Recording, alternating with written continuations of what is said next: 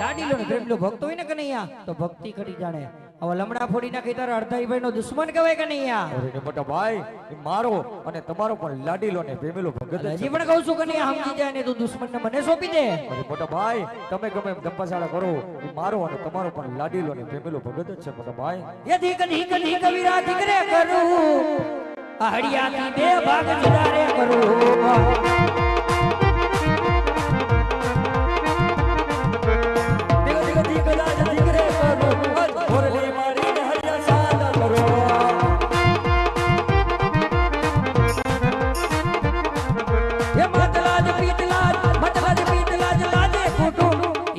લાજે તારો હળદારી ભાઈ